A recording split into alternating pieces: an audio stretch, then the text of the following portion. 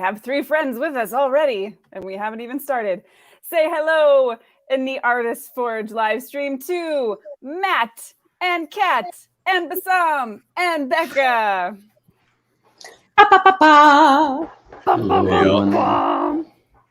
Hi, friends. What's happening? Who's there? I'm excited. I know. All right. So we are live. It is time for the Artist Forge twice a month live stream on Thursdays. We are so excited to be with you guys today, all together for the first time since the new year. Welcome, everybody. If you're here today and you're hanging out, make sure you say hi in the comments so we know who's here and we can chat with everybody. It's the whole point of doing this live, so we can hang with you guys. So make sure you post a comment. There we go. Sisela is with us. Hi, Sisela. Yay. Hi, Sisela. Who else? I know we got more peoples. Oh, Facebook user. You got to tell us who you are. You guys have to let live stream have permission to share your Facebook names. So if you haven't, you got to let us know who you are so we know who's talking. Unless somebody is monitoring the Facebook. I'm trying. Hello. We have so many friends. I'm super excited. What did you guys do with the rest of your day after the chat this morning? So much editing. I did so much editing, and I'm organizing 22 people to coach next week. So I spent my day writing them emails and organizing the schedule. Nice. Doing website stuff, PDF stuff, consulting, doing all sorts of things today. It's been a long, long day. Yeah. Hence the wine. You're also looking Calvin, fancy in your black jacket, by the way. Well, if you want to be the boss, you got to look like the boss. You know what I'm saying? So that's the job you want, the Matt. job you want, right? So I'm hoping to get promoted in my one-person company. Yeah. I give you permission for that. Thank you. I get a raise. Yeah. Yeah, you can have that too. Okay, Sisela has wine. I have Bailey's. Matt's got. What do you got, Matt? Oh, tonight's a Malbec is Nice. red wine. Yeah. Oh, I love Malbec. It's warm for a cold night. Coffee. Just water. Water. What do you have, Becca? Is that the coffees? Or you're drinking it like it's hot cocoa. You're holding it like it's cocoa. It's coffee and Kahlua. I'm experimenting. Ooh. But I'm on a backward schedule from all you actual functional human beings. So I went to sleep today. And now my workday is going to start. Well done. You slept. Okay, so Kelvin is here. Guys, tell us, what are you drinking tonight while you're hanging out? What are you guys drinking? Where do you mean so that it can see your name?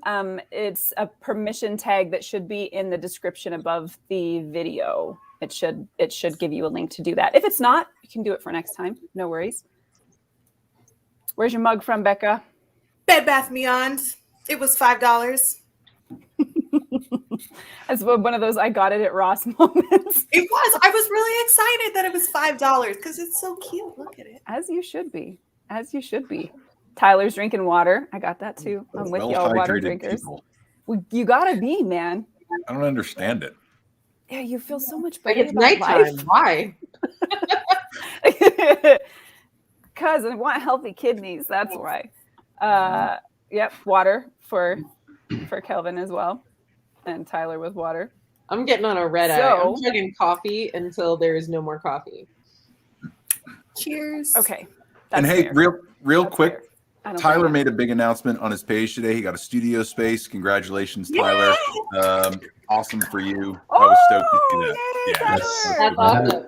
I haven't seen it. I saw him talk it up for a few days, but I didn't see the announcement. So yeah, thanks for letting us know. Congratulations, man. That's super exciting, dude. Super exciting.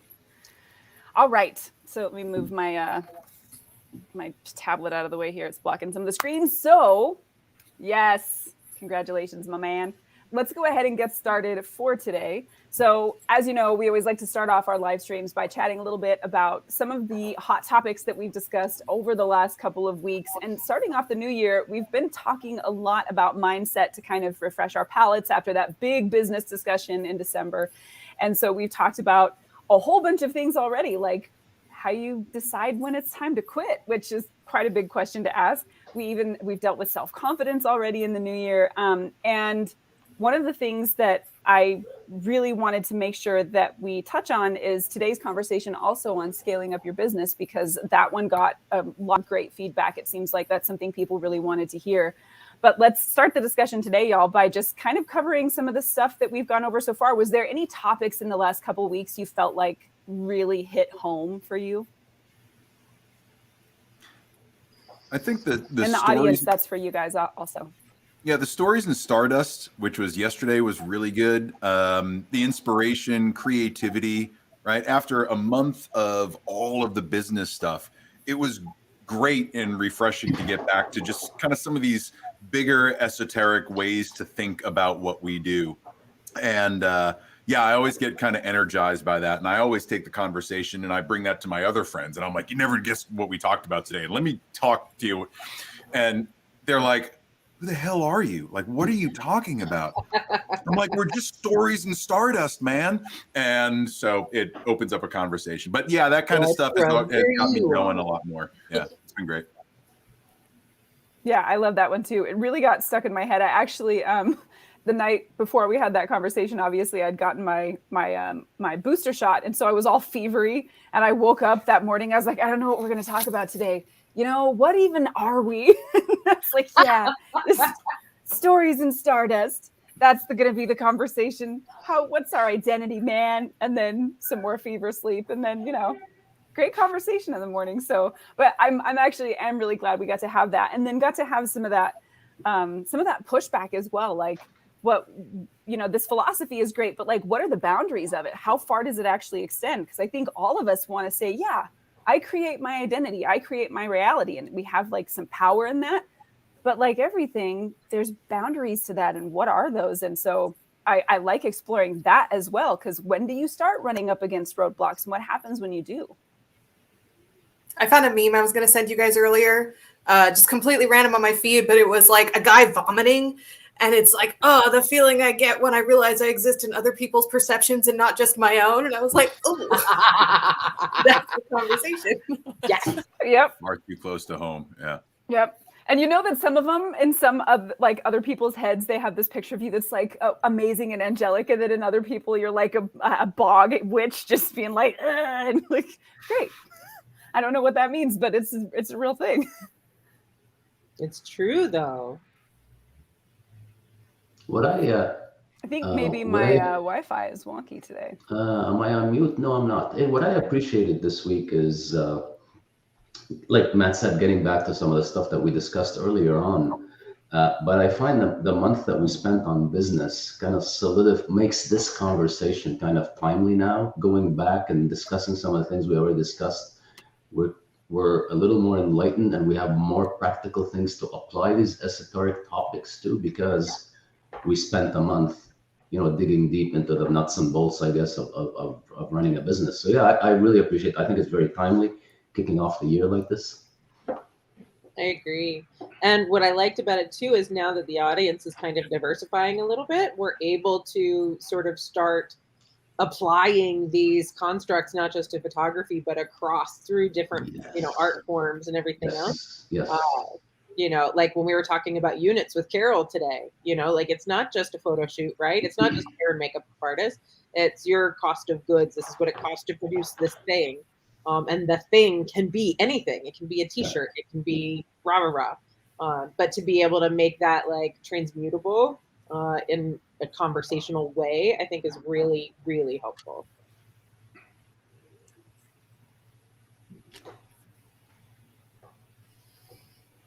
Yeah, just for heads up, just in case I drop off, my Wi-Fi is apparently going in and out. I can hear people in the other room complaining as they play video games. So just in case I drop, Matt, you have the pleasure of taking things over. I know I'm sorry, but it's yours. just in case. I'm on it. Melissa said, we are all Stardust and stories. What? I've never read this book. Okay, so clearly Aaron Morgenstern and I are on the same page. Now I need to read this book. Thank you, Melissa, because I am... Adds to Amazon cart. Right, adds to library. Right now. I did that with a book yesterday. It should All right. be there when you get home. Yeah. So We gotcha. No, we were just I'm saying that gonna it was try nice to to see be the quiet here. diversification in the group and some of the different art forms that we're seeing. I mean, if you look in the Facebook in the last couple of days with Carol posting her work, completely different than what photographers talk about. And then Manny yesterday posted a painting, which we rarely see in our Facebook group. So thank you for doing that, Manny. You broke the ice. I don't Yes. believe yeah. So I don't think he's with us today, but maybe he'll watch this another time. I agree. It was so great to see. TV photo studio. You got to let us know who you are. I appreciate that diversification though too. And I mean, I loved that we were digging a little bit into inspiration and coming up with ideas and concept development, because I could talk about that shit all day. You're good. Do. Every day. And it's, I mean, if I had any like larger goal having to be up here and pretend like I know what I'm talking about with y'all, like it would be to get people to start thinking outside the box and to start looking at other artists and thinking like an artist in the grand scheme of things, and not just strictly like a photographer or strictly like an oil painter, or, you know, whatever that might be. So like having all those new voices, we've had a bunch of new people on Clubhouse too, which has been really cool. And so I'm excited to see where that goes and dig deeper into these ideas and see what everyone comes up with. Oh, Trish, of course. Trish Beasley. Yes, Trish. Yes. Oh, we should have known TV. Sorry, Trish.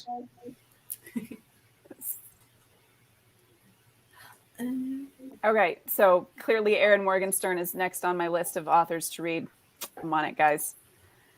I'm on it. Yeah, I love that as well, Becca. And I think that's something that we don't always chat enough about as an art community, how we take these ideas and develop them and where we get our inspiration. And then when an idea strikes, what do we do with it? And some people, I think their process is so instinctive that they don't often go back and look at, well, what am I actually doing? Because I think we find that each of us do actually have steps that we go through. We just don't realize that we do. And when you get to break those down a little bit and find out what you're doing, that can really be incredibly helpful to folks who aren't sure how to take those steps yet, and they don't have that instinct for how to start developing an idea.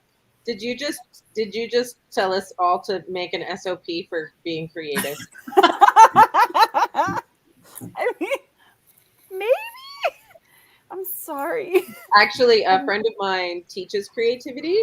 Her name is Dr. Amy Clymer, and she teaches creativity on like a corporate thing. So like she goes to government and, you know, big corporations to teach their teams who are not creative teams, just corporate staff, how to think more creatively so they can problem solve and la la la la la la la la la. She has the Clymer cards, which is like one of the tools in which that she teaches with. But yeah, you should definitely check her out. She did a TED Talk last year. I'll see if I can find the link. Yeah, that would be amazing. I am all into that because it's so fascinating, and it's weird how sometimes you do. I mean, you do have to kind of make an SOP for stuff. It's weird looking at what should seem to be a really instinctive process for a lot of people, particularly when they first start getting into the arts, and then they will have a master sit them down and go, okay, honey, no, you can't do that yet. You need to study anatomy, and you need to start doing, you know, exercises, and you need to start practicing your line work and warming up your hands. And you're like, wait a minute, I just want to make beautiful things. And they're like, I know, but that's how you do this. And it's weird thinking about the fact that sometimes we do have to take a step back a little bit and be like, well, it's not masterpiece time yet. You need to learn how to think first, which seems counterintuitive, but it's really true. Yeah. I mean, I feel that very intimately because like I love my muse. I have a very intimate relationship with my muse, but when she's not there, this is figurative, by the way. You know, it's like, what can I do? I can't function. How can I be a professional working artist if I have to rely strictly on inspiration? And I can come up with ideas nonstop, like all day, but then every now and then there's one that's like, I am so compelled to pursue this moment of inspiration that it takes precedent over everything else. And it's not a functional way to be. So I've really had to create that kind of standard operating procedure for how to keep this consistent and how to tap into that, even when I don't necessarily feel like it, or I haven't been struck by that lightning bolt of magical inspiration. Like, it's a necessity to be consistent in my work. Yeah, what I found, in kind of in that same vein, I have to get myself in the right state, right? I have to get the environment right. I have to get myself in the right state, and then just kind of be open to inspiration. It's not necessarily like, all right, I'm going to do these 3 things and have this type of coffee and have this much carbs, and then all of a sudden inspiration hits. It's not like that. But if I can get into an environment that's calming to me, where I don't have a lot of outside influence, where I can calm my mind a little bit, then I find that inspiration and ideas tend to come even when I'm doing regular work. But it's putting yourself in that state and opening yourself up to that flow is the thing that gets me inspired all the time, right? It might not be the greatest idea, but it gets me in the mindset to be able to accept it. Yeah. Typically have to be in motion. Yeah. Like if I'm sitting still and like I might have, a lightning strike about something tangible, right? Like a construct or a rule or creating an SOP or a new systems process or something mechanical. But if I'm like dealing with that creative inspiration, that energy, like I need to be up and moving my body. If I'm just sitting, I'm just like, it is like a full body experience though. Yeah. Like it's a fascinating phenomenon. Well, and that's why, right? Like it's that kinetic energy, and then all of a sudden everything's firing faster and you're able to move. I don't know. It's like a dance. Oh, I agree. When I'm going through my first draft on a manuscript, or when I'm editing something, and it's, you have a lot to tie together there. There's plot threads and, character arcs and all of these things that need to work. And I come up against a wall that I've written myself into a corner, or something that I'm struggling with, and I can't think my way through it. If I go for a walk, the answer is going to show up. I don't know what it is about that motion, but if I'm moving and thinking and I'm just moving my body, everything shows up that way. I don't entirely know why it works, but it 100% does. Well, I maybe got it's a blood flow thing. I got inspired by our discussion on how you get your inspiration when I kind of realized that I get my inspiration from while I'm taking a shower or while I'm walking. So now I have this product idea where I'm going to invent a portable shower to kind of take along with you on your walk. And imagine inspiration exponentially. Inspiration on drugs. Anyways, I think I'll stop. I can visualize that, and it's the best thing I've ever seen. Like a bubble in this. Well, it was Daniel LaRusso in The Karate Kid. That was his Halloween costume, right? Yes. Blame it on COVID. It's isolation while you're walking. Oh my God, that is the best thing ever. And that's Trish, I posted that link to the Facebook group. Oh, so did I. Sorry.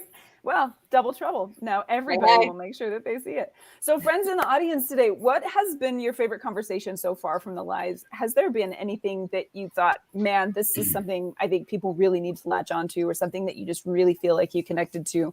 Would love to hear that. Trish says, my best ideas come when I can't take a second to write them down. I know. Right? This is why you keep a notepad in your purse or your pocket or your phone. It doesn't matter. So I'm anti-notepad, kind of. Not necessarily. Like I do keep a journal. It's full of random notes and ideas and sketches and whatever. But like, I don't know. I don't keep a list because I feel like if something's sticky enough that I need to obsess over it, I don't need to write it down. But I might be a little details of it though. Like it might be sticky enough like overall, but then as you really start getting into it, that's where the list comes in. I mean, for planning and stuff, sure. And having like systems for planning things out, but I don't know. I don't do, if I have an idea, like I get obsessive if it's a really good idea. Like I've heard a lot of musicians talk that way, where, they're constantly noodling and they're coming up with melodies and they're doing stuff, but they might write 1,000 songs, but the ones that they're able to remember and keep coming back to are the ones that eventually wind up on an album somewhere. Like all that other stuff is great and it might turn into something someday, but it's the ones that they keep coming back to. And they don't necessarily write it down, but it's that melody that they can't get out of their head.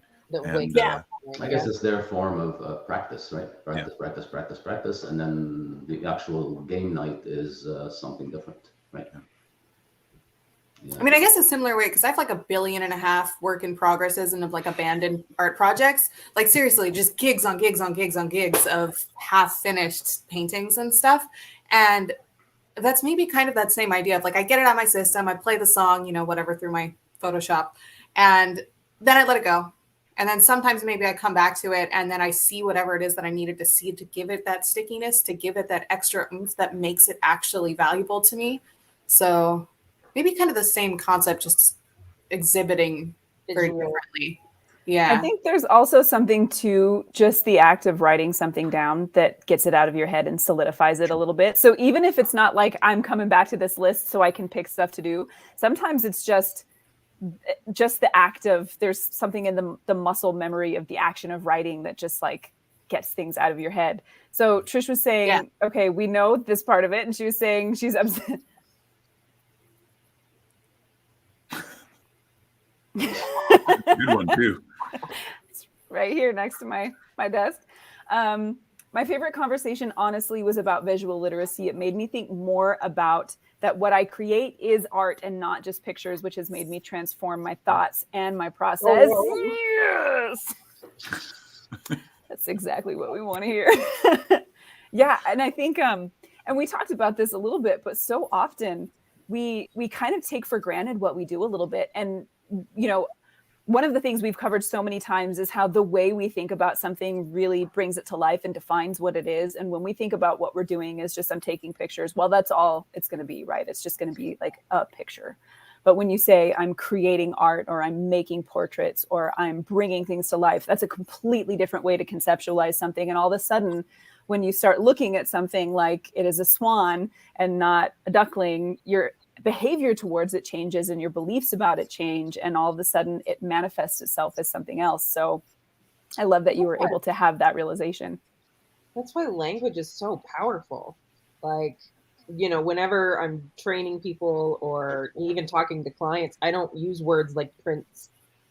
Like print is something over here that they can get at CVS, right? But I do create portraits, right? And that a portrait is certainly more valuable than a print, you know, and the same is true for how you create your work. It's not just like, yes, there is a recipe that everybody follows in, at least in a business perspective, but there's a recipe and then there's the magic. And then you bring the magic based on how you tell the story and what is inspiring for you in the moment and how you bring all of those pieces together. So yeah, it's not just pictures. You can take pictures with your phone, but you can make art with your clients. And I love the difference between taking a picture and making a photograph. Yes. I didn't mean to cut you off, Becca. I'm sorry. Go ahead. Sorry. My, chaotic brain is like, let's all force ourselves to make art with our phone now. Yes. There's a project. That's a group challenge right there. That's totally a group challenge. What can you make in the next 2 weeks with your phone that you are so proud of? And we will critique it during the next live stream for our visual literacy section. We're going to critique our phone art. So you get your phone. That. That's all you get. I'm in. Okay. That's the challenge. I'm down. My camera phone sucks. So this is Even better. Be it. Yes. Creative boundaries. All it is, just 8-bit. Good. Just the fact that you're calling it a camera phone right there, like that language is important. Yeah, because the camera first, phone second. not the current phone. I downgraded. Oh, I broke my phone like right before our last live stream, and so now I'm on this like awful utilitarian, terrible. Oh my god, do you need a phone? You're on that Zoolander little phone, the tiny little phone, Zoolander. I should just go like full Nokia from the 90s, and I'll never break one again. Hipster. You can get a BlackBerry so you can go flick. Oh, T-Mobile Sidekick. That was the shit. Oh, man. So you guys know Olga. She used to have one, and she would, I was amazed always because I'm still like triple clicking on my letters on my like Sprint flip phone, and she's got a site, and she would flick it open and be like, and her fingers would move like lightning, and I never understood how it would happen. It was like phone magic or something. Still to this day, I've never seen anybody like be able to type on their phone as fast as she could with those. It was magic, man. Meanwhile, you're AAABBBCC_111. Yeah. And legitimately, if I'm texting somebody, I still type on my phone like this. I'm like, do. If you know, you know. I have to Google Nokia 3310 from Sicily. Icon. Oh, Yeah, but I gotta remember what it looks like. Is that the bar one? I loved the bar one. I got such good reception. I worked in a bar, and we had our keg yes, in a basement. And so like you're in a basement and in a refrigerator, and I could go down there and be like, and then I got one of those fucking Blackberries and was like, that fucker wouldn't get signal upstairs. I think the yep. One. Yep. I'm pretty sure I had one of those when I lived in Germany. That was my T-Mobile phone, man. A little bit more hard to make art with, though. Smidge. Spit. Oh, if you could write boobs upside down. I was just gonna say that. If you know. Oh God. Okay, so anything else, guys, as far as the last couple of weeks of conversation, has there been anything else that, like any of the other topics that have really just stuck with you as like boobs? This was that goes all the way back to the calculator days, man. Anything else that has really stuck with you as like something you're going to be bringing forward into the new year? I mean, the scaling topic today was good. And like personally, it's something that I've been thinking about a lot lately anyway, because I just want to have all my ugly little ducklings in a row and make up for as much lost time as I possibly can in the second half of this year. So trying to like find ways to really apply that when you are, a more commission-based or fine artist, it can be tricky. And so today was definitely an interesting kickstart to getting those gears turning. I think one of the interesting questions that we talked about recently was, when's the right time to quit? Right. Yeah. And I think it was a really important conversation to have, because a lot of times, and I'm class A type of this personality where I will just go and go and go. And I should have quit 3 years ago, and I'm just going, I'm going to make this work. I'm selling blood to make things happen. And like, I will go as long as I can. And in retrospect, I'm like, probably should have quit that about 3 years ago, but in the experience of learning that, the recognition of when you quit comes a lot faster next time. So I think it's necessary to go through some of those failures and successes, but it's a good thing to be thinking about, right? Maybe this necessarily isn't the thing for you, but you can just slightly turn your angle a little bit and you find where you're supposed to go, right? It doesn't mean you have to give up art in totality, but maybe it's just moving from portraits to landscapes, and it might stimulate something in you that gives you a whole new creative direction. But I like that conversation. Just got me thinking about mistakes I've made in the past, and looking at the reality of my situation now. And are there things that I can quit? Are there things that I can stop doing as a business owner and outsource so that I can find passion in different areas again? And so it got me thinking in a bunch of different directions. I really like that conversation. Well, and I like it too, just for the sake of revisiting all of your processes, right? Just while you're in motion, like, oh, I really hate product photography, but I always assumed since it was a bread and butter thing, I had to keep doing it, right? Or, insert thing here. And then going, no, wait, I don't have to do that, right? And then trying to revisit your offerings and maybe diversify what you're doing, or rein in what you're doing and go more niche with it. But spending some time and using that energy to look at your process and what you do and be like, what don't I enjoy? That's the big thing. And then being able to set the boundaries around that and be like, I don't need to keep doing this. I need to free up my mind to do this other stuff where I am passionate, where I do find joy. But if you don't like making videos, don't make videos. Like, don't just keep beating that because you think that's what you have to do. It's really, that's the second part of it, is not only identifying it, but then also making sure that you're setting the right boundaries for you so that you don't keep doing it out of some sense of obligation. So I like that, Kat. Yeah, I also like that idea of just making sure that you're checking in with yourself, because I think so many of us, we're so gung-ho with what we're doing all of the time that we don't always take the time to stop and go, am I still okay? Because we'll find out by the time things have gone catastrophic that we have worked ourselves into the ground and all of a sudden we're burnt out and we're just done and there's nothing left. And if we would have taken the time, said, you know what, every quarter or every month or every whenever, I'm just going to do some of that introspection to see if I'm okay. That actually, could make a world of difference. Red flags, right? Like, maybe you're just in motion and so excited and you're doing it and it's the first couple of years and you don't even realize what a red flag would look like if it was, you know, smacking you in the face, right? Because you're just in motion. So I know for me, like, the red flags are resentment. Like, when I start resenting a process or a client, grumpy, because I go from just like kind of whatever, and what's a word to describe my usual demeanor?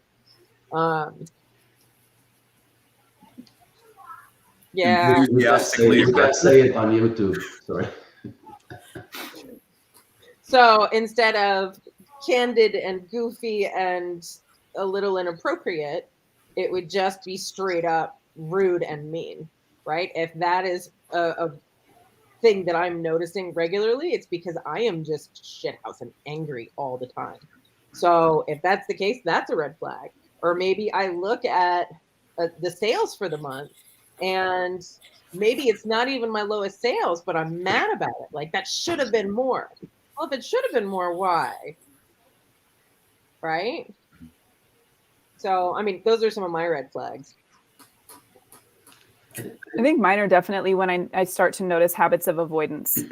Like when I start looking for other things I can do instead. If I'm like, well, I'll just edit a photo instead, or I just start looking for other ways I can still be productive. I feel so seen. I feel so seen.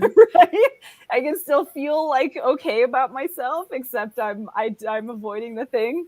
Yeah, that's when I know, okay, something needs to change. And maybe that's not like I necessarily have to quit that thing, but I need to give it to somebody else. Like, I'm not necessarily quitting it, but I'm like, well, you need some space, you know, delegating it.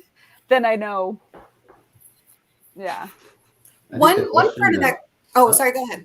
No, I was just going to say the question of when to quit and what to quit is actually very appropriate in the context of scaling up, right? Because it's almost like it's an opportunity cost, right? So, you know, scaling up could be enabled by quitting certain things, right? Knowing which ones to quit and which ones to keep. So that self-reflection in the context of scaling up is extremely important on that subject. Yeah.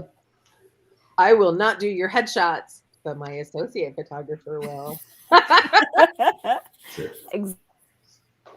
Exactly. So in the quitting conversation, one thing that didn't really come up, but that I thought was kind of topical there that I've seen other artists express is like, at what point do you fully quit trying to be a professional? Which obviously isn't totally relevant per se to our group, because we're all working towards either growing our current businesses or, you know, moving into a space of being a professional working artist. But I mean, do you guys think that there are points where someone should not be a working artist because of burnout or losing their touch or, you know, whatever that might be? Because that is a real thing. Like, maybe it's not worth it to sacrifice your own personal joy and artistic creation for building a business and, you know, to create that like side hustle kind of lifestyle just because you're good at something. Yeah, music was like that. Yeah, but I think that comes down to having clarity about an alternative, right? Because often we get stuck, right? Because we don't have alternatives. We can't see the world, and we're just focused on what we do and can't find a way out. So being curious about alternatives is a good way to start. But I think that's one of the holdbacks. I don't know that I 100% agree with that, Bassam. Tell me why. Well, and I'm only looking through this through the lens of my own experience. So I went to performing arts high school, was classically trained, like la la la la la la la la, was all set to go and be a professional singer, right? And then I decided I hated music theory, and the idea of coupling theory with having to make a business out of music was sucking the joy of the art out of me. And instead of allowing that after, 12 years of training, I was like, you can't have that joy.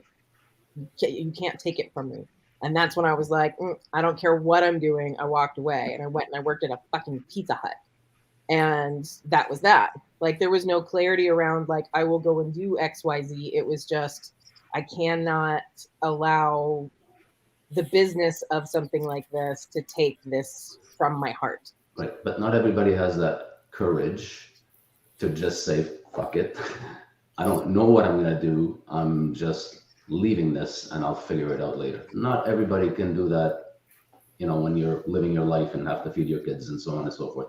So working as a professional in arts, what is the alternative if you're not doing it? And if you don't have one, that's where I'm coming from, right? I mean, yes, if you could say, hey, listen, I'm going to quit and I'll just do nothing and I'll figure it out later, that's fine. But that takes courage. Well, I mean, I think some of that can come down to learning to think creatively, not just artistically, right? I mean, you can have this great skill set as a professionally trained musician or as a professionally trained painter or photographer, or whatever it is that you like to do, writer, and you can take a lot of those skills and apply them to other types of business. Oh, so you sure. Can still, yeah. So you can, if you can learn I don't to think disagree. outside the box that way. Yeah. No, you definitely can. Like, it applies in customer service. It applies in the restaurant world. It applies in brewing. Like, all the things. Even in like admin, like administrative assistant. So, getting another job is always, well, maybe not always, but like that first step of saying, no, I won't do this as a profession, and I want to keep it as a hobby. Sure. And I want to make sure we bring in some comments on this. And I've got something to share along with what Sissela is saying as well. But she said, I love that conversation. I had to review what I needed to quit more times than I can count. There's a reason I don't brand myself as a family photographer. Me too, homie. Sometimes hobbies don't have to become money makers. I think that can be a very important conversation to have with yourself as well. Trish agreeing there. And so, I mean, I absolutely that's actually my journey into business right there. Was I started taking photographs. People started going, these are really great. Can you take some for me? I went, I probably better get some money off of this. But also, I was a stay-at-home mom. I had 3 kids at home. Nobody tells you good job for being a mom. And all of the sudden, I was getting to be artistic again. And I was having that approbation that I was so desperately missing for my life, because children don't go, thanks for disciplining me today, Mom. You're the best. So, for so many of us, we have something that we love, and we think, and the world tells us, if you can make money doing what you love, you'll never have to work a day in your life. And you go, okay, and you make yourself a business. And so at first it's really exciting because everybody's telling you you do a good job and people are giving you money to do something that you like. And then before long, you start getting mired down in all of the business stuff and the bookkeeping and the selling and the email and all blah, blah, blah, everything that's involved. And all of a sudden you're in that position, Kat, where you're like, this is not fun anymore. I'm tired. I'm burnt out. I don't know anything about business. I'm trying to learn business. I'm trying to learn marketing. I'm trying to learn how to sell. I'm trying to get better at my art, all of these things. And all of a sudden you just realize I didn't want to be in business. I just wanted to be appreciated. And so you have to start asking yourself, okay, well, what does that mean now? Because all those red flags start popping up. You start being tired and you start not, you resent what you're doing and you resent your clients and you don't want to pick up another business book unless you can kill somebody with it. And so, you have to do that, right? So that absolutely was my journey. And I feel like we should never feel like it's taboo to say it's okay to stop being a business artist. Yeah. That's okay. You have permission. You have my permission. I give it to you freely. And I feel like we need to accept that that's okay, because your legitimacy as an artist is not constrained to whether or not you run a business off your art. Right. Mic drop. So this journey is for us. This journey is for us, whether we're trying to run businesses or not. Visual literacy is for all artists, whether they are business people or not. Having a great mindset is for all of us, whether we run businesses or not. Your legitimacy isn't determined on how much people are willing to pay for what you do. So remember that. All right, we can all go home now. I told you she had something special for breakfast today. I think it's the Baileys I'm having right now is what it is. Okay, so we've had a chance to cover a lot of the amazing topics that we've talked about during the last couple of weeks and kind of tie them all together. And it's so cool to me how each topic can feel like its own individual thing, but we've just seen Becca and Bassam and Kat and everybody kind of go, hey, look how what we just talked about over there ties right into this other thing that we just talked about, and how all of those play together. So it's really great to see it kind of come together in real time. But it is now time to do the other thing, which is visual literacy section, where we can look at some art together and use what we know about visual literacy to deep dive into that art. So the lovely Kat was amazing enough to share with us some of her self-portraits that we will be able to look at today. And actually, so she sent me 3. She's like, pick whichever one is your favorite. And I'm thinking to myself, you know what? I think all 3 of these represent different parts of the amazing creature that is Kat Ford Coates. And so I feel like we should just look at all 3 of them relatively quickly and then go, hey, look how they all tie together. So that's what we're going to do. And we are going to start with the first one. So I'm going to grab the screen share button real quickly. And we're going to have a look all together. Okay, we're starting out in cinema. We're all going to look at this. I'm going to zoom us in a little bit. So friends in the audience, this is your chance.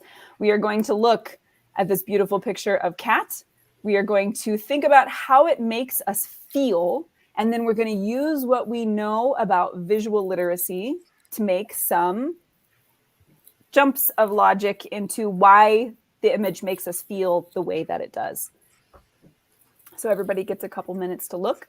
Friends in the audience, type in the comments right now, how is this picture making you feel when you look at it? What do you feel? Do you have any gut reactions to the photo or anything that you particularly are thinking about the subject of the photograph? How does it make you feel? Makes me want to go get a curling wand. I'm trying to make my hand the same way, and it's awkward. And so that's how I feel. Well, I think I expect that in a phone portrait from you now, Matt. Yeah, well. That can be your... That's art. Yeah. That's art. Oh, just wait for my phone portrait. Okay, so now that we've had a chance to look at this shot, what does it make us feel, y'all? I don't know, and I've seen this photo a lot just because I've seen a lot of Kat's work, and I don't know if I know, there might be one other photo that might rival this in terms of sheer confidence, right? And so what I see come across is just this pure power and pure confidence. And so how it makes me feel is like I am not messing with this woman ever. Not only could she stab me in the heart with whatever's on her fingers, but there's just an intensity and a confidence in the eyes that I see that just absolutely stuns me every time I see this photo. Yeah, and I think it's more in your face than that, Matt, because that middle finger is like really looking. Kat's given me the finger a lot of times. Yeah. I'm used to seeing that. Look at that. Yeah, it's right there. I feel like when I look at this, there's a confidence there, but there's also a lot of mystery. There's the image overall is dark. There's the hand partially covering the face, right? So if this were not Kat and we didn't know Kat and we were seeing this image, I would make so many assumptions about this woman, about how there's an intensity there, and there's a lot of, there's a lot that we don't see in the image, and there's the hand covering the face, so there's a little bit of mystery in that part of it. But then there's the armor, essentially the jewelry that is armor, right? And so there's also like strength and almost a confrontation to it, like looking directly in the camera, armor on the hands, just challenging you to look at this person. And so there's this combination of mystery and strength and intrigue there that I think is just super, super interesting from a portrait perspective. Yeah, my first impression was kind of the evil queen from Snow White and the Huntsman, the Charlize Ravenna. Well, yeah, I mean, it's kind of got this almost sultry feel to it, because I clearly need to get better at smoky eyes myself. Good job, Kat. But then also there's this regality to the armor, right? And it does feel kind of witchy, or, like it's something claw-like, but also armor. It's filigree. There's a delicacy to it and a femininity to it. And then that eye contact, like kapow. So definitely give me kind of queenly. Yeah, I love that you grabbed that contrast, Becca. That was exactly, I was thinking that as well. You're right, like the filigree armor, right? That's a delicacy and a hardness all together. And that is absolutely why I wanted to look at the 3 portraits of Kat that she shared, because I feel like that contrast you just noticed is clear across the images that she shared. There's the softness and the femininity, and also the power and the strength, and like that combination is absolutely something I think of when I think of Kat. Which word do you need a thesaurus for, Trish?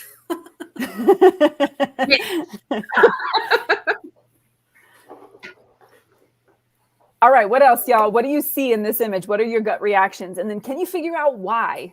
So we've already kind of, just in our descriptions, we actually have kind of grabbed a few of the things. So we obviously have a lot of contrast going on in this image, even though, of course, Kat is well exposed. Overall, it's a very low-key image. We have, props that are being used to help express some of the feeling here. We've got body positioning, we've got facial expression, we've got eye contact. We have all of these things that are working together to communicate. So how are they communicating to you? And Trish said all of them, all of the words.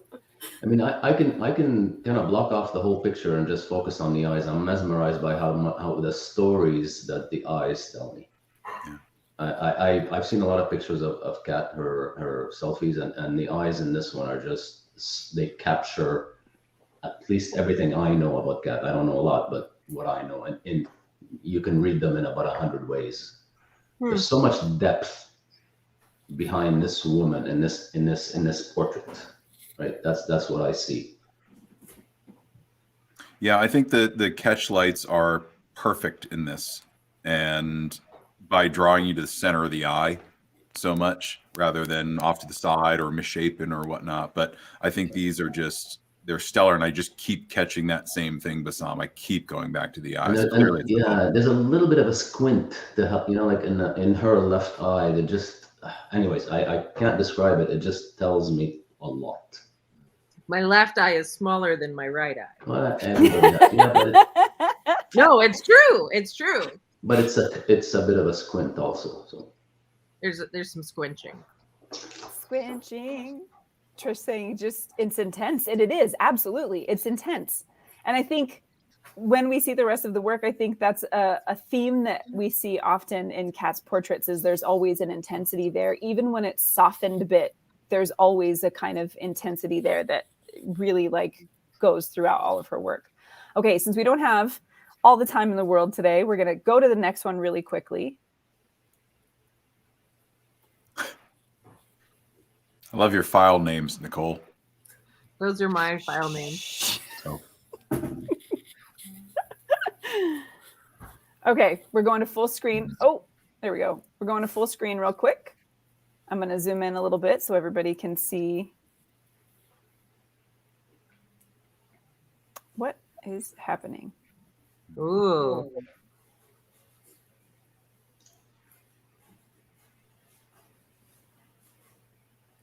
And I can give some context to this too. No, not till the end. Not till the end. I know. I want to make sure everybody has a chance to really get a good look at everything that's going on here.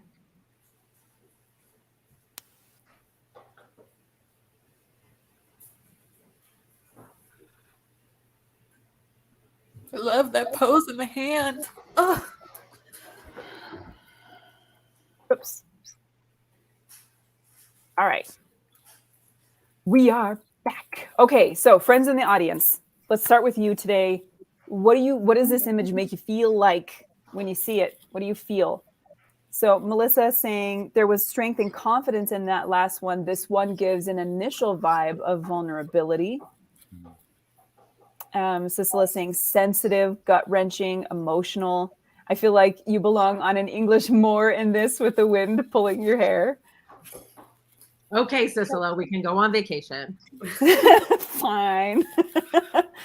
What do y'all feel? Artist Forge, mentors, what do you guys feel like when you see this image? The vulnerability was number one, definitely. You know, the lack, or I'm getting ahead of myself in the analyzation, but yeah, I mean, it feels vulnerable and disconnected from the viewer in the way that the previous one definitely did not. There's a sense of grittiness to it throughout, not just, you know, in the background, but in the texture of the skin. But again, that delicacy, like the lower hand, I just love how that's posed. Like beautiful, beautiful, beautiful. So that contrast once again and dichotomy between this grittier, rougher texture and, you know, shape with those delicate motions and moments. The pain and reflection that I see in this reminds me of the image that we saw. I think it was Nicole. Was it yours, of the night in the woods, where I felt like I walked in on something I'm not supposed to see. I'm interrupting a moment that I'm not supposed to see, and this is something so private and intimate that there's just that's all it's saying to me is that, wow, I'm given the gift of being able to look at this. So it just feels like a very, very, very intimate moment. I'm wearing this very same outfit right now. Huh. Pose. The same way that a lot of that you guys do as well. The hands, the soft hands. Yeah, I get those same feelings of introspection, of vulnerability, of reflection, obviously internally. Yeah, those are just the feels. I know we're going to break down why it feels that way in a minute, but those are my initial feels. What about you, Bassam? Well, a lot has been said. It's just pretty much the same thing. I mean, I don't know if the word sadness has been said, but sadness. It's almost like a picture that wasn't supposed to be taken, but the photographer, you know, it's like in between something, and she didn't even know the photographer was there. So now that we've mentioned those things, let's look a little bit closer and then see if we can start breaking down why this image makes us feel that way. So I know the initial thing for me, obviously, we have the lack of eye contact, which is a big one, right? That says that the subject is not engaging with the viewer, but the viewer is supposed to be analyzing the subject.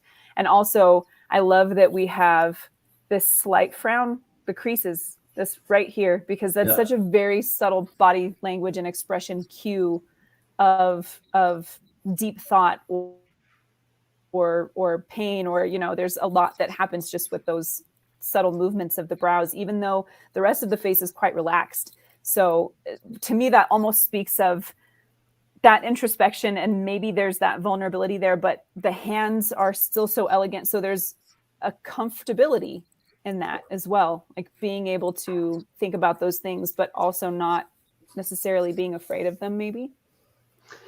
Yeah, there's two shapes that speak to me. The hair, the way the hair forms kind of a cocoon around her face. It's almost like she's in her own world, right? The other thing is the hand placement. It's almost like she's in that motion to go into a fetal position. It's almost like we caught her halfway getting to a fetal position. If she was on the floor, that's how you would probably start. Mm. There's a flow between, just her face all the way down to her right arm, and then if you keep going, you'll end up in a fetal position. Some circles. Circles are happening. One thing I appreciate about the face too is, I mean, I have no idea how old you are, Kat, but I mean, I feel like it could have been very easy to over retouch this and to like give yourself 16-year-old baby face, but no, I mean, there's a sense of, maturity in life. There's texture there. There is a furrow in the brow. Your face has shape to it, and I feel like that really adds something and takes it beyond just this is a glamorous self-portrait, right? It adds the sense of character and individuality to the portrait that I really appreciate. Thank you. Agreed. By the way, she said her age yesterday on Clubhouse. 25 forever? Yeah. Oh. Yes, my 25's almost old enough to drink. We need to hear from the audience, our friends. Come on.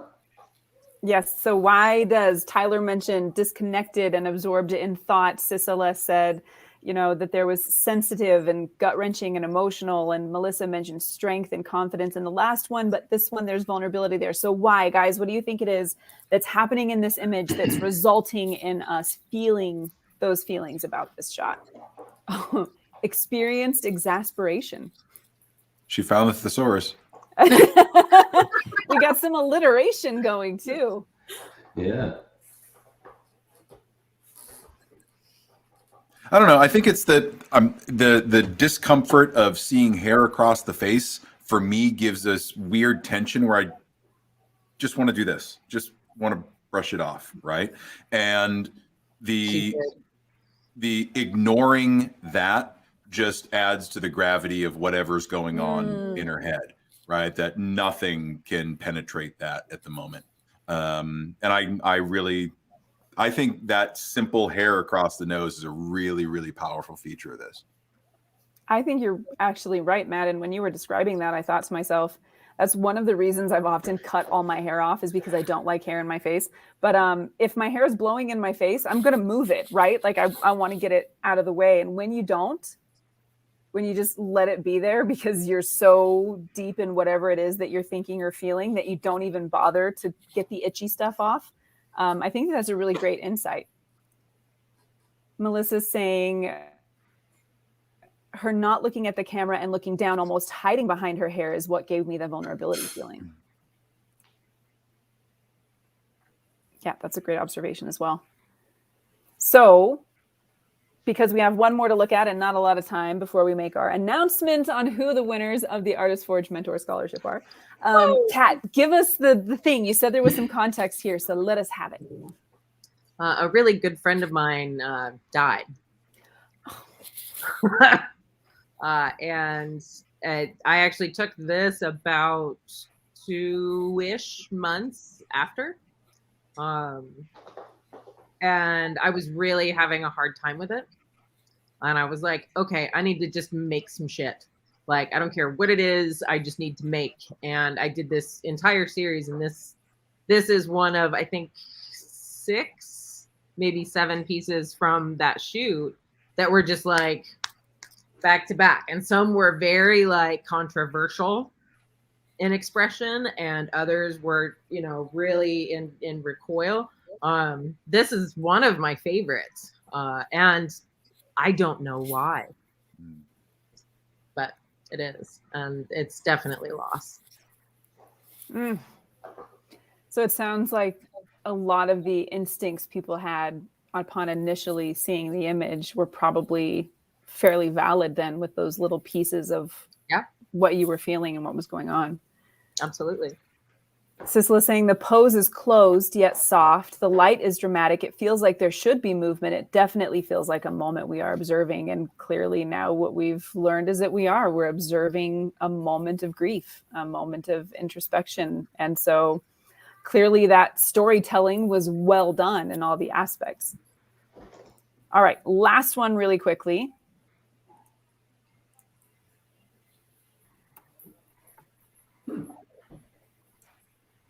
And now for something completely different. Indeed. Oh, Cheryl is here. Hello, lovely.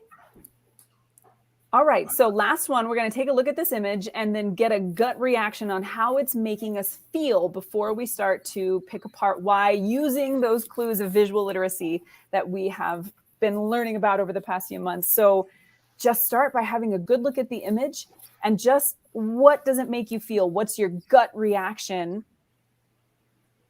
What does it do? And then we'll figure out why it makes us feel that way. I'm going to give us a little bit of a zoom. Oops. That's real close. There we go.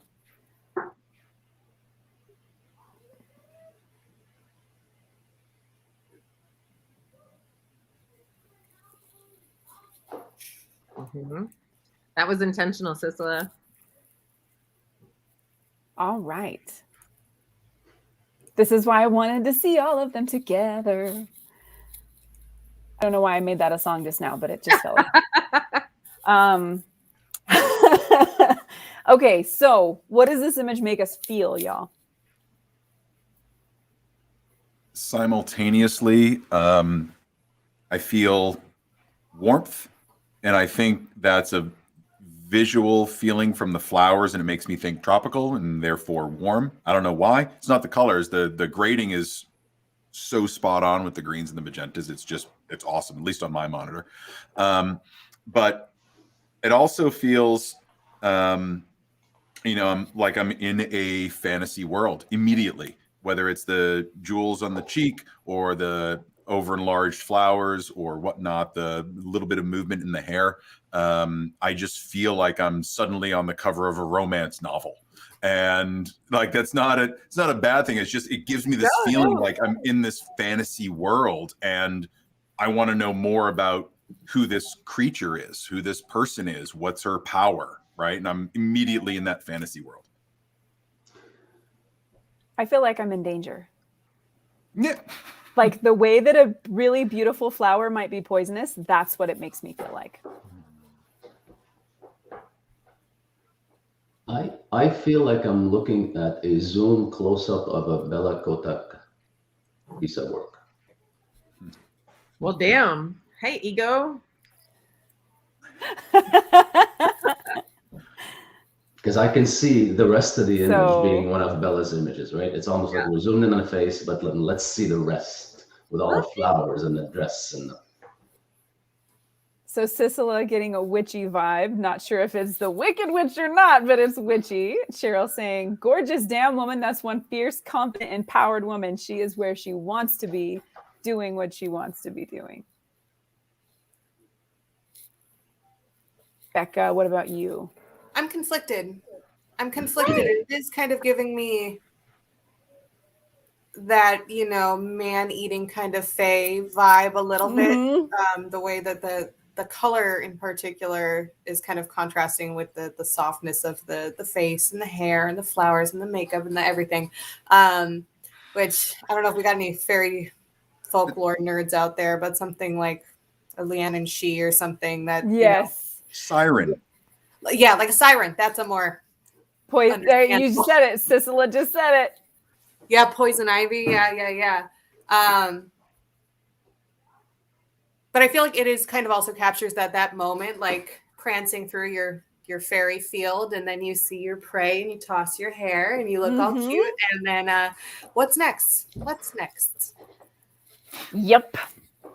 That's exactly how I feel too, Becca. So we have some of the same things coming from our audience today. Not all, though. So mystical, mesmerizing, inviting, which clearly the come hither work is working on Tyler.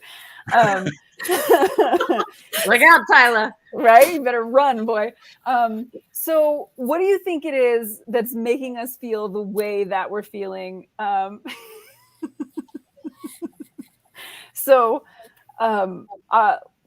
Let's wait for, so Matt, you said fantasy. I want to wait to share mine because I feel like if we share what's making us feel like this is dangerous before, we'll ruin it for the people who aren't feeling that way.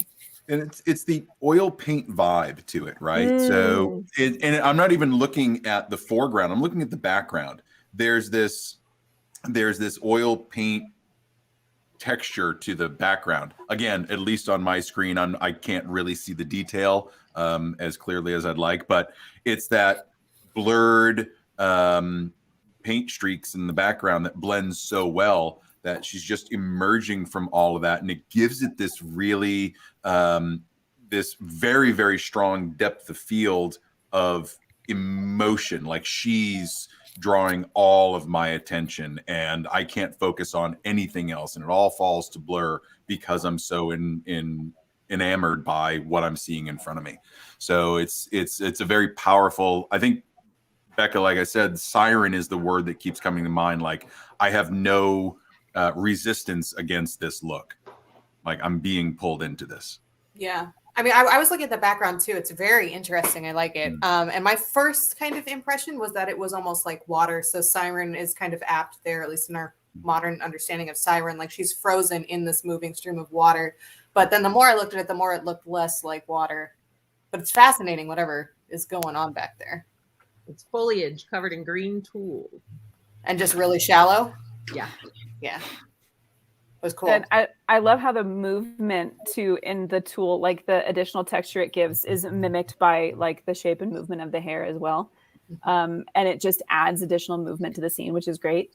And I think for me, there's a few things here for me that give it that additional feeling of danger. And I think in part it's the color grade. So the very, very greenness of the color grade, green is the color of poison, that she also is having in her shirt and then near her eyes as well. And then the contrast against that red, which the lip and there's, some connotations of blood and danger there. And then of course that's exaggerated in the flowers as well that are really framing her. And so that expression that she's making is she's got the come hither look going on. The lips are really soft.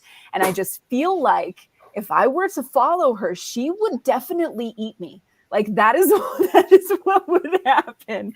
So, and it's obviously incredibly alluring, right? There's something about the eye contact that draws you in, and the expression, the soft expression that you want to partake of that. And yet there's still, and I think it could be the very slight raise in the brows. I'm not sure entirely what it is that makes it feel dangerous. Maybe it's the contrast and the color of the green, or I don't know what it is, but those things I think just make me feel like there's danger in the beautiful flowers that is going to get me. Yeah, that green for sure. I mean, that hit me immediately more than anything else, was that uncomfortable green to it. And it's not that it isn't beautiful, but it's a natural type of green. Yeah. And it's venomous animals are beautiful. Exactly. I mean, but you see this, like, especially like in animation, right? You look at every Disney movie and what color is showing up in their evil lairs? It's green. It's green every single time. So it's, even though it's not that vibrant neon animated kind of green, it's not a natural color for something so kind of sultry and beautiful looking. So that hit me first, as the impact of the color, then in contrast with everything that's actually within the frame. Right. I don't see it as danger. What you guys just described, I don't see that. I mean, I don't associate danger with that. One word that's coming to mind when I see it, when I look at this, is the word emergence. I don't know. I'm thinking of a senior portrait, and I apologize for saying that, but I'm thinking of a senior portrait because I'm going back to a photo that Matt showed us a while back about, the guy looking left, looking right. It was a senior photo that you. Oh yeah. Right, and we talked about he's emerging, he's coming out into adulthood. And I see her. It's that mystery behind her, that darkness behind her. It's almost like she's emerging from something, and here I am. Right, and then everything you described about the powerful woman, the confident woman. I can't remember who in our friends. Cheryl. Fierce, confident, empowered. Yeah, it was Cheryl. It emerges out of this. Some numbness behind her.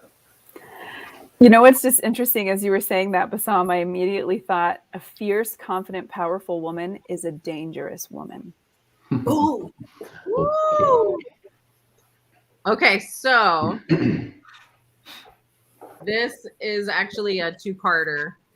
This image. This second one is actually in the Artist Forge Facebook group, and It's the one that I've got a lot of like green tulle over. I knew it.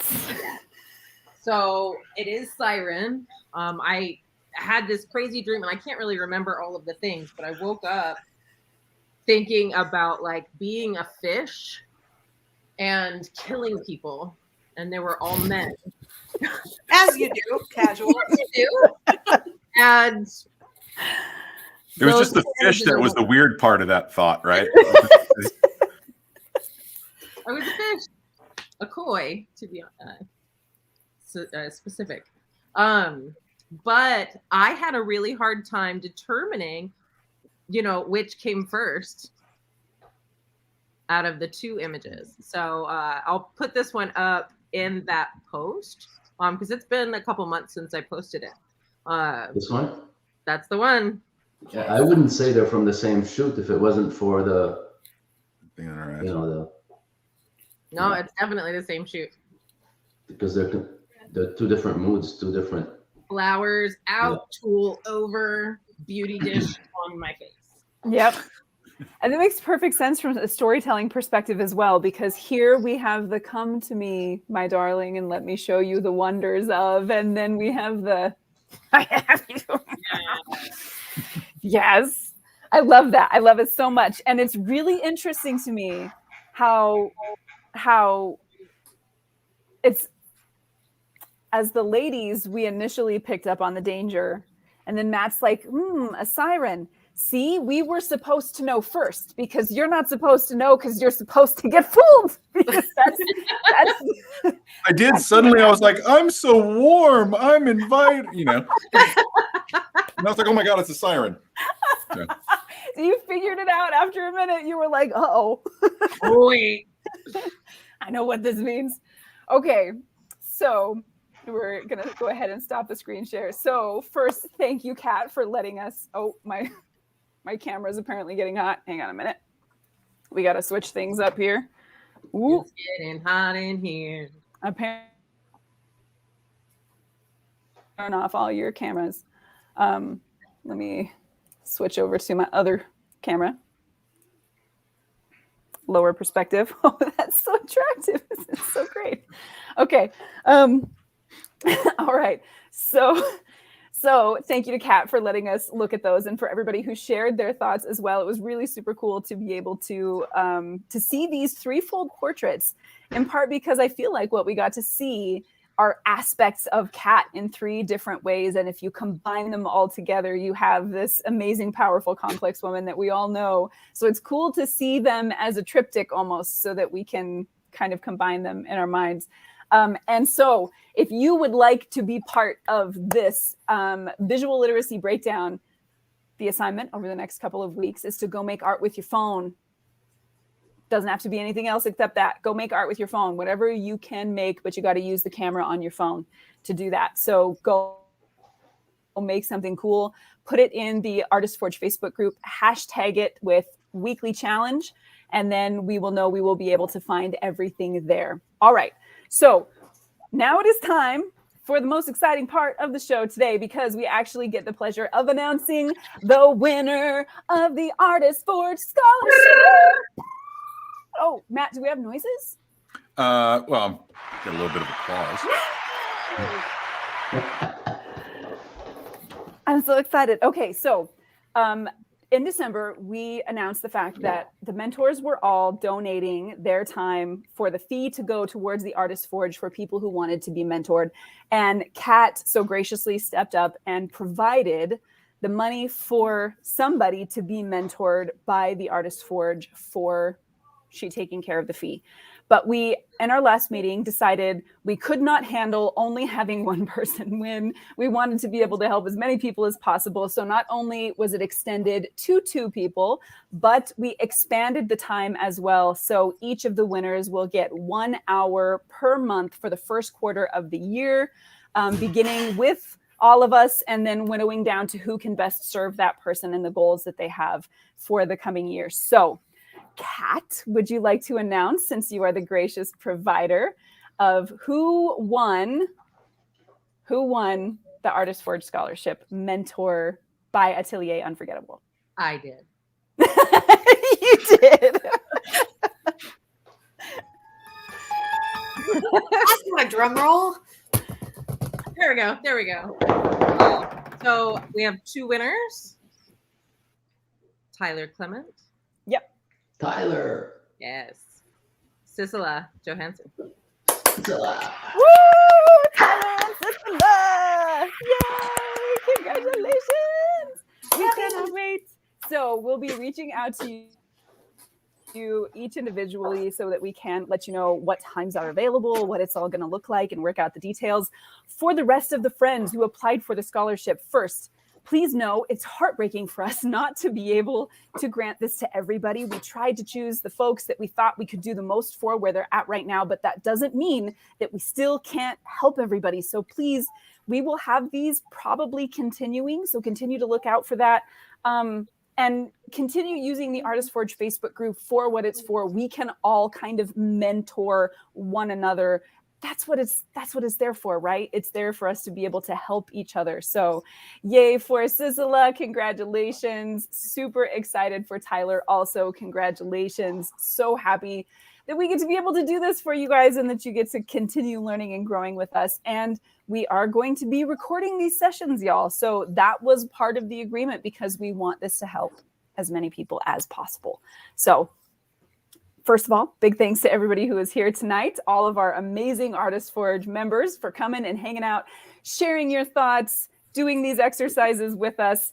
It's all about you guys. We wouldn't be here if it weren't for you. And of course, as always, huge thanks to the incredible mentors on the Artist Forge who are building up this community every single day that they're there, sharing their knowledge and insight and being there as just pillars for this whole community. So big thanks to you guys. You are all amazing human beings.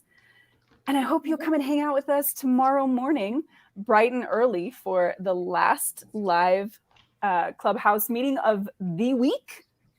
I think we're going to be talking about pretty cool stuff, and you should be there so that you can find out about it. Any final thoughts, guys, before we shut down for the night? No, congratulations, Sissela and Tyler. That's awesome. I can't wait to talk to you guys. Hey. So happy. All right, everybody. We're about to shut down. Thank you again for being here. We will see you hopefully tomorrow morning. Be here 2 weeks from now. The lives are on the 2nd and 4th Thursday of the month. So be here next time for that. Remember, go and do your cell phone photos for the weekly challenge so we can put them as part of the critiques. And we'll see you next time, everybody. Bye.